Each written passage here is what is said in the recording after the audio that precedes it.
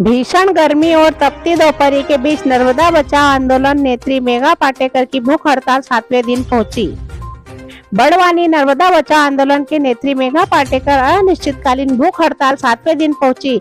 डूब प्रभावित पुराने ग्राम चिखलदा के पास ही भूख हड़ताल आंदोलन का टेंट लगाया। डूब प्रभावित आंदोलनकारी ग्रामीण जन बड़ी संख्या में महिला और पुरुष शामिल है, जो अपनी मांगों के समर्थन में कंधे से कंधा मिलाकर एकजुट होने का परिचय दे रहे हैं।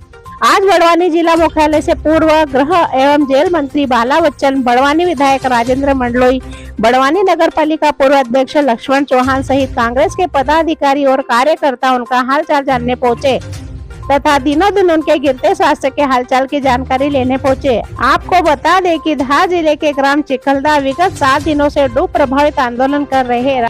आइए जानते हैं क्या कहा पूर्व जेल मंत्री बाला बच्चन ने। हाँ, देखिए मैं आप लोगों को बताना चाहता हूँ, मैं भी हूँ, मेरे साथ में बड़वानी विधानसभा के विधायक आदरणीय हमारे राजेंद्र मंडलोई जी भी, लक्ष्मण भाई चौहान जी भी है, करण भाई दरबार जी भी है, अपेल अग्रवाल जी भी है।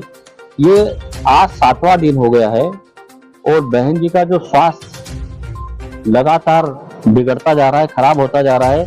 लेकिन देखिए सरकार को एक भी अभी तक शासन प्रशासन की तरफ से उनकी सुध लेने तक नहीं आए हैं। और मैं उनको आगाह करना चाहता हूं शासन प्रशासन को कि अगर मेघा पाटेकर जी का और स्वास्थ्य खराब हुआ, स्थिति हालत और अगर बिगड़ी तो फिर इनको लाइन आर्डर चलाने में दिक्कतें आएगी।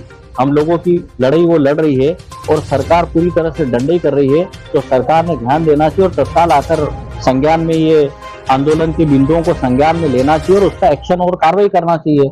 तो ये इन मुद्दों को लेकर आज 7वां दिन है। मेघा पाटेकर जी के नेतृत्व में जो धरना आंदोलन जो चल रहा है उसी में मैं भी और राजेंद्र मंडलोई जी हम लोग जो आए थे। मैं आपको बताना चाहता हूं कि मुद्दे आप हम सबकी जानकारी में और वाजिब और सही मांग है आंदोलनकारियों की कि भाई मूलभूत सुविधाएं तो आप हमें दो। आपने हमारा मकान डुबा दिया, जमीन डुबा दी, गांव डुबा दिए और उसके बाद जो पानी का जो लेवल भरने का है वो आप बढ़ाते जा रहे हो। अभी जो पिछली बार जो बाढ़ आई थी उन गाँव की स्थितियां क्या बन गई थी। और देश के प्रधानमंत्री जी 17 सितंबर को अपना जन्मदिन मनाने के लिए हम पूरे मध्य प्रदेश वासियों को मैं समझता हूँ कि हमको डुबाते जा रहे हैं, हमको खत्म करते जा रहे हैं। तो ये लड़ाई तो ये आंदोलन और बड़ा रूप लेगा और उग्र रूप धारण करेगा। पहले तत्काल सरकार को आकर उनके स्वास्थ्य का ध्यान देना चाहिए और ये लड़ाई को हम लोग मध्य प्रदेश की विधानसभा में भी कांग्रेस पार्टी के नेतृत्व में हम लोग मध्य प्रदेश की विधानसभा में भी उठाएंगे और सरकार से हम इसका हिसाब मांगेंगे और सरकार ने इस पे मदद और सहयोग करना चाहिए। लेकिन जैसा कि मैंने भी अपने वक्तव्य में आदरणीय राजेंद्र मंडलोई जी ने भी ये अपने वक्तव्य में अपनी बात को जो बोली है, ये सरकार बचाने के पक्ष में कम दिखती है, डुबाने के पक्ष में ज्यादा दिखती है। जो संवादहीनता प्रशासनिक अधिकारियों की है उसको लेकर क्या कांग्रेस पार्टी किसी प्रकार का कोई कदम उठा पाएगी? बिल्कुल, कांग्रेस पार्टी जो हमारे जो डूब प्रभावित है उनके हितों में जितने भी जो हमको जो उठाना चाहिए मुद्दे, उन मुद्दों को हम लोग उठाएंगे और उस रूप में हम लोग लड़ेंगे भी। हमारे कार्यकर्ता जैसा भी बड़वानी में जो कार्यक्रम था तो उसमें भी इस आंदोलन की बात हुई। सड़क की लड़ाई भी हम लोग लड़ेंगे।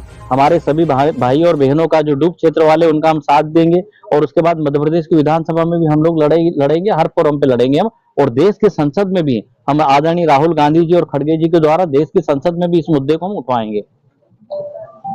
धन्यवाद।